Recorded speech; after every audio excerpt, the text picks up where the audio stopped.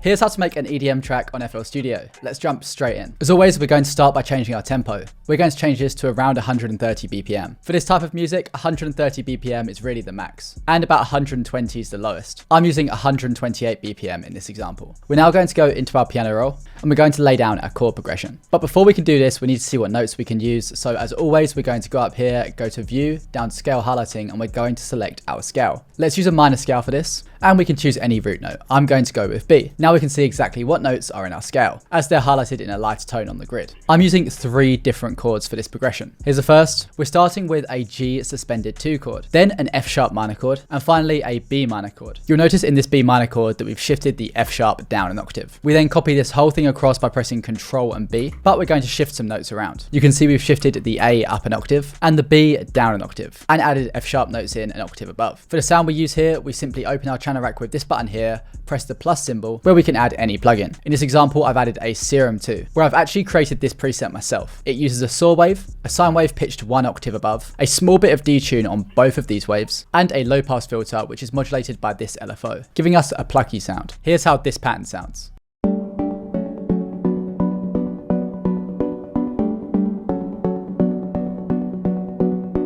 Now that this pattern's down, we're going to copy our root notes, which are these notes here. We're then going to scroll up here to go to a new pattern.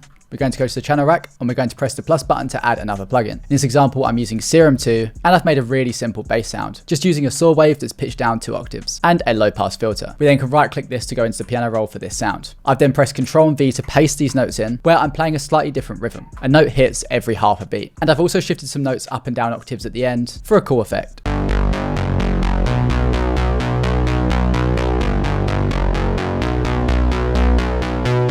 Now let's go to a new pattern where we're going to add a lead. This is where things get really interesting. Again, I've created this sound myself, just using a saw wave with a lot more detune than I use on the bass and the plug. The important thing here is that we're turning on monophonic and legato mode. This means that only one note can be played at a time, so overlapping notes will slide between the pitches. The amount of time it takes them to slide between the pitches is determined by this portamento time, in this case 560 milliseconds. So here you'll see where we've got these overlapped notes, the pitch will glide or bend. For the notes we're using, we can use any notes that complement the chords. Since we're in the key of B minor, I'm going to start with the note B, but you can use any notes you want as long as it sounds good.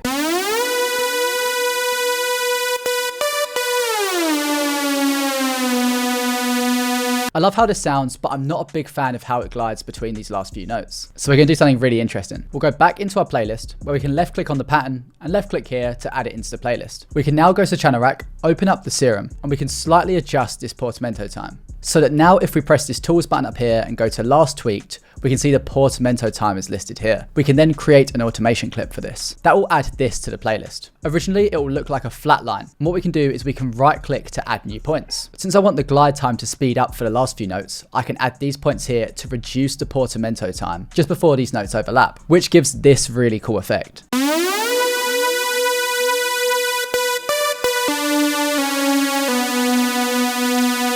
Now we can take this one step further. We're going to do the exact same thing, but for the detune of this saw wave. So again, we can adjust this slightly, then go to Tools, Last Tweaked, we'll see Detune up here, and click Create Automation Clip, where I've reduced the detune for the last half of the pattern. Here's how this sounds.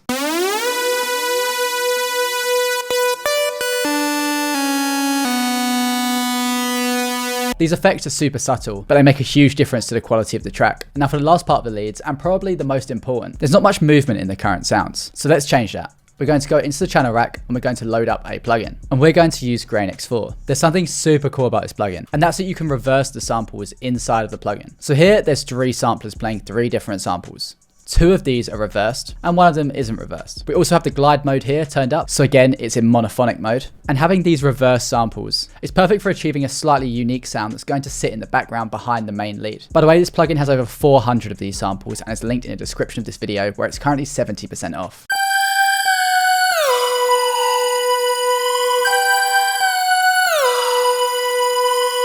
Now it's time for us to move on to our drums. This is pretty simple. We're going to start with a 4 on the floor kick, which just means a kick that plays on every beat.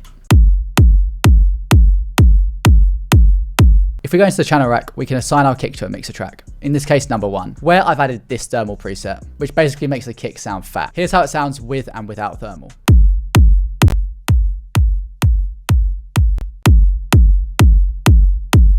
Huge difference. Then we're going to layer together 2 clap samples, playing on every other kick beat, basically the 2nd and 4th beats. We've then got a ride sample, which is layered on top of the kick, hitting on every beat. And finally, a side-chained white noise, where we can double click on this and right click the volume and create automation clip so that we can fade the volume out over time.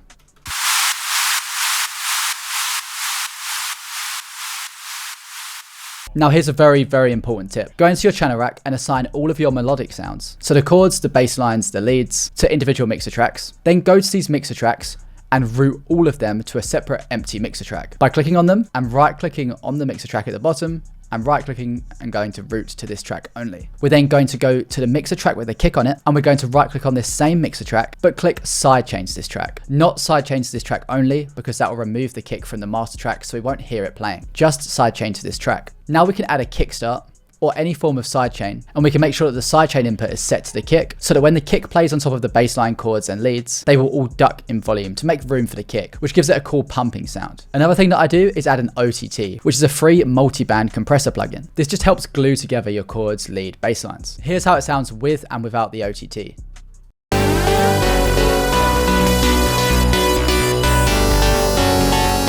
Again, it gives it that clarity that we need. And now we just need to structure the track. We can use build-up loops and uplifters to build up towards the drop. And we can also use crashes and transitions.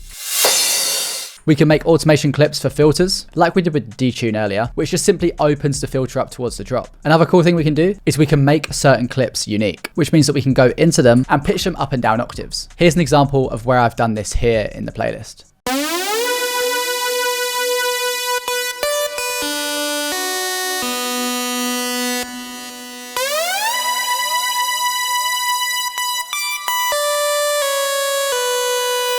For the mixing of the track, just make sure that everything's leveled. You don't need to get too crazy or surgical with EQs. And of course, for these kind of tracks, we'll need to master them. So I've used an Ozone 11, and I want this to be as loud as possible. And that is how you make an EDM track on FL Studio. I hope you all learned something from this video. Here's how the final track sounds. By the way, if you want access to Grain X4, which was the plugin I used for some of the sounds in this video, then make sure to check it out using the link in the description where it's currently 70% off. It's my plugin, so all purchases help support the channel. I appreciate all of you who have downloaded.